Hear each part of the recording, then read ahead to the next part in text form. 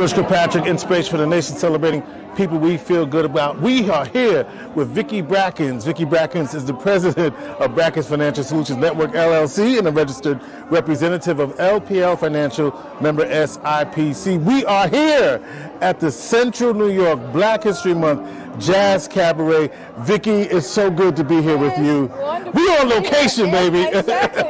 That's what we put in the record. We're going to do location. We on location. All right, and this is our 16th annual event.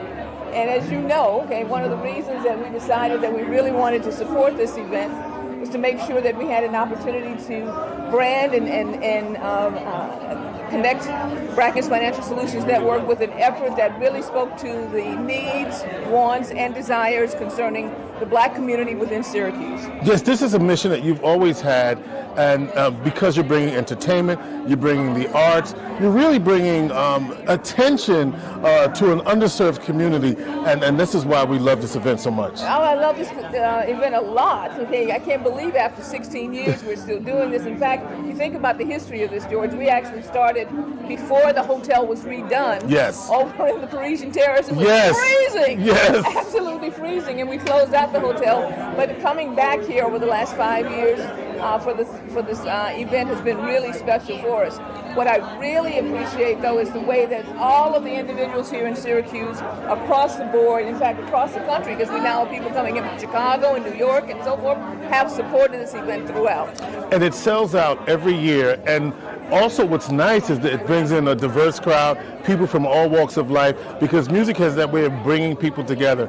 And this is also about financial literacy and zero no more. Zero no more. We started that conversation. Right, building wealth in our community, in all communities, but in particularly in the African American community. Speak to that, because we did a show not too long ago with a very troubling statistic from Black Enterprise, and so talk about that. We got that statistic from Black Enterprise that by 2030, that we were actually going to be looking at a possible zero net worth statement as far as the African American community was concerned. I disagree. Right. As you know, I disagreed on air. That's right. But that is what the statistics supposedly are saying. But what we wanted to make sure of is that with this event and also with everything that Brackens Financial Solutions Network has been doing over the last, can you believe it, 34 years. 34 years. Here in Syracuse, is to talk about issues around generational wealth, to work with individual families and corporations and businesses to make sure that the financial well-being of their employees is being addressed, to make sure that through events like this and other things that we do, America's Money Maven. Talk to me. Every Sunday morning, on Power 620, that we are addressing the issues around not going through what I call the process of zero no more, starting each generation at zero and trying to rebuild continually. In fact, the fact that we are looking at institutional building, right?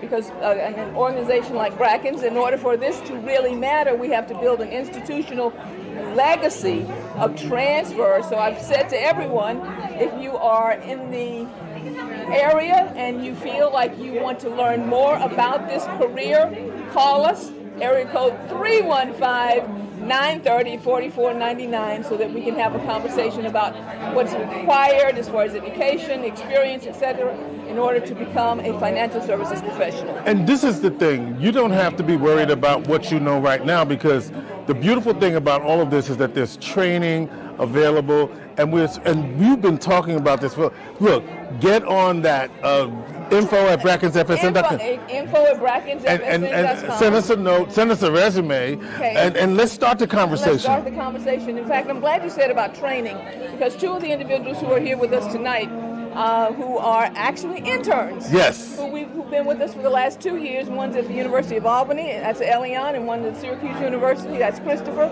have started that process of training while still in school. And we're quite willing to have conversations around an avenue like that. And they're both persons of color, which is really important, because we need to see more diverse faces, more diverse representation in this industry. We're well underrepresented. I'm so sorry to have to say this, but it's 3%. Okay. 3% is not going to cut it as far as what's necessary in order for us to have conversations that are culturally competent, culturally significant, and speak to the issues within our communities as far as growing wealth for the future. Vicki, speak to me about why this financial literacy, wealth building, wealth generation has been such a passion of yours. And it goes beyond that. It's not just wealth generation, but you're also concerned about the community and our preparation for the opportunities to come. Well, one of the things that we neglect to really hone in on is that the realization and actualization of human capital, which is what we are, translated into finance, if we don't capture that, then we are actually placing ourselves in a position that we will never, ever prosper to the point that we really should. So I have looked at this over the years and been saddened at times. Sure. You know, we've had arguments about whether or not we're going to make the progress that we need, because we are not coalescing around this issue enough. Yeah, and finally, one of the things that you've also been concerned about, even from your vantage point, is us being prepared for all of the opportunities. Last week on the show, we talked about, you gave us a step by step, right? I went through last week everything that has happened over the last year since the CHIPS Act has been implemented and passed there in Congress. Both the CHIPS and Green CHIPS Act, both in New York and in the federal government, as far as what's happening with Micron coming in, the $100 billion. Well, it started out as $50 billion. It's now up to $230 billion, but there have been several instances here in Syracuse, which we talked about from the beginning, where follow-on funding is taking place. But it's not just the funding that I'm concerned about.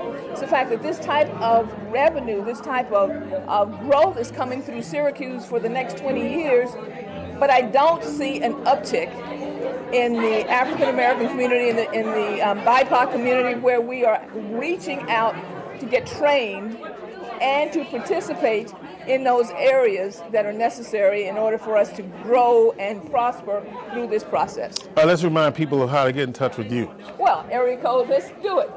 Area code 315-930-4499 or at info@brackensfsn.com.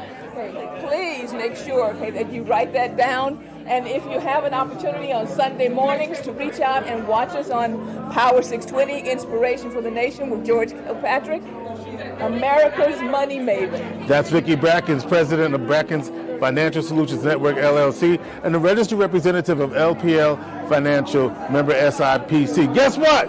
You know what's up? She is America's Money Maven. All right.